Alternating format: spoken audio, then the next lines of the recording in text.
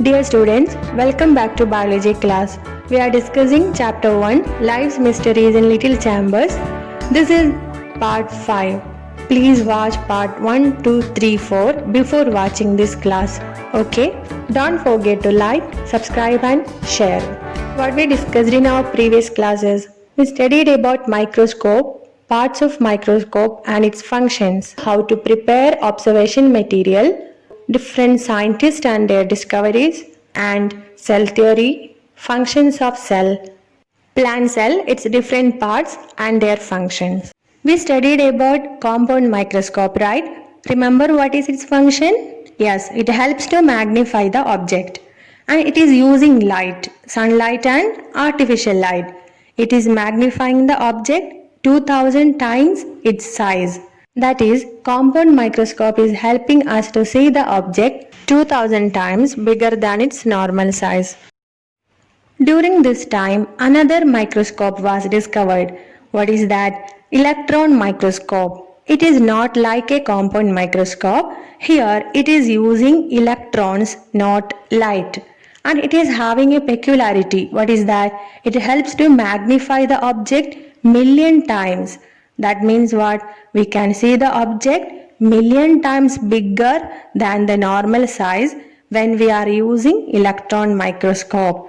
We are able to see the cell organelles of a cell by using compound microscope. But if we want to study detail about all the cell organelles, we can use which microscope? Electron microscope. So with the help of electron microscope, the structure of nucleus was identified. Now our next topic is what? Structure of nucleus. Nucleus is the most important part of a cell. It regulates the functions of a cell.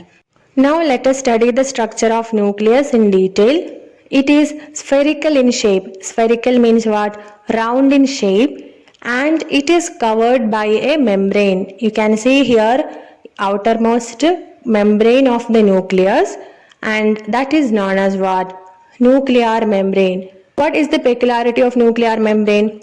It is a double layered membrane that covers the nucleus. It is a double layered membrane. That means it is having two layers that is covering the nucleus. And on this membrane you can see some openings, right? Pores are present. That pores are known as nuclear pore.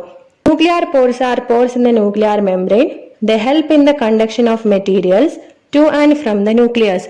They are helping in the conduction or transport of materials to the nucleus and also from the nucleus. So they are helping to transport substances. Okay. Next, the inner part of a nucleus is called nucleoplasm. So you can see here it is the fluid part of the nucleus. Nucleolus and chromatin reticulum are seen in nucleoplasm. So inside the nucleoplasm, what is present? Nucleolus and chromatin reticulum. Understood? Now we can study about what? Nucleolus. This is the nucleolus. They are spherical bodies, round bodies that play a major role in synthesis of ribosome. They are helping to produce ribosome. We studied about ribosome in our previous class. Next, these thread-like structures are known as what? Chromatin reticulum. They are seen as network in the nucleoplasm. They carry genes. They are carrying genes. Genes means they are controlling our characters, hereditary characters. Which are the parts of nucleus? Nuclear membrane is there, nuclear pores, nucleoplasm, nucleolus and chromatin reticulum. Next topic, prokaryotes and eukaryotes. In the cells of bacteria, cyanobacteria and mycoplasma, no nucleus is seen. These organisms are called prokaryotes. So prokaryotes means what? The organisms those doesn't have any nucleus. Okay, but in the cells of amoeba, animals and plants, a well-defined nucleus is covered by a membrane is seen. These organisms are called eukaryotes. The organisms with nucleus are called eukaryotes. So prokaryotes means the organism those doesn't have nucleus, and eukaryotes means the organism those who have nucleus. Understood? Which are the examples for prokaryotes? Bacteria, cyanobacteria, mycoplasma. Example for eukaryotes, amoeba, animals and plants. Observe the figure. You can see a boy is standing in front of a fruit market, and what he is thinking? The color and taste of fruits change when they ripen. What may be the reason for this? You also know that, right? When the fruits ripen, its color and taste changes. What is the reason? Let us study about plastids. Plastids are the cell organelles that are exclusively found in plant cell. They are only found in plant cell. They are of three kinds, namely chromoplast, chloroplast and leucoplast. So there are three types of plastids. You know that photosynthesis is performed by chloroplast. What is the function of chloroplast? Photosynthesis. Chromoplast impart or give color to flower and fruits. Which are the pigments seen in chromoplast? Xanthophyll yellow color, keratin yellowish orange, anthocyanin red and purple. These are the pigments seen in the chromoplast. Okay. Various ranges of these pigments impart different color to various parts of the plant. So these pigments are giving color to fruits, flowers, vegetables, etc. Leucoplasts are plastids having no specific color. They do not have color. Leucoplasts are seen in plenty in the cells where food materials are stored. So what is the function of leucoplast? They store food materials. Okay. As fruits ripen, what happens? Chloroplast changes to chromoplast. Starch is converted to sugar. What is the secret behind change in color and taste of the fruit when they ripen? That is, chloroplast changes to chromoplast. Starch is converted to sugar. So how many types of plastids are there? 3. Chloroplast, chromoplast, leucoplast. Chloroplast help in photosynthesis. Chromoplast give color to flowers and fruits.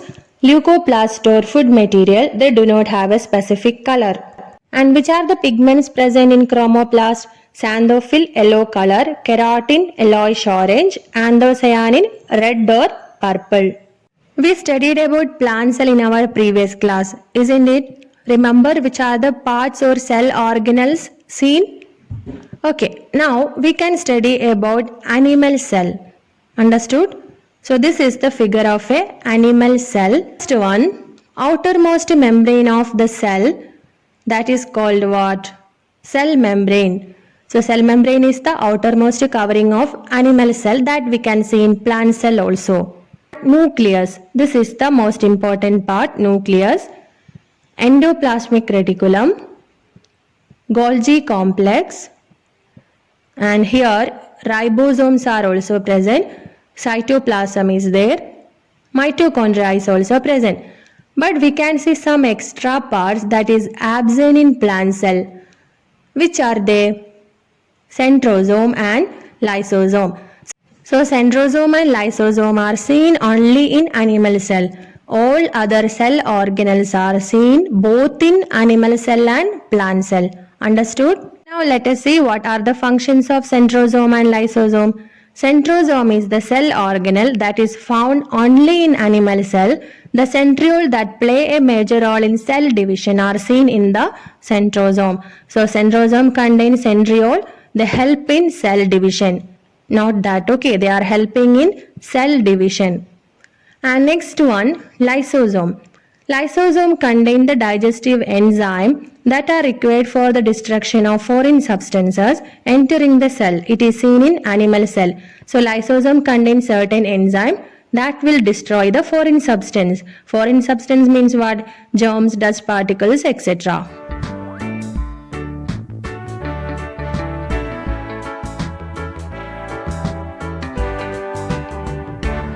So children, our first chapter is over. Thank you for watching my class.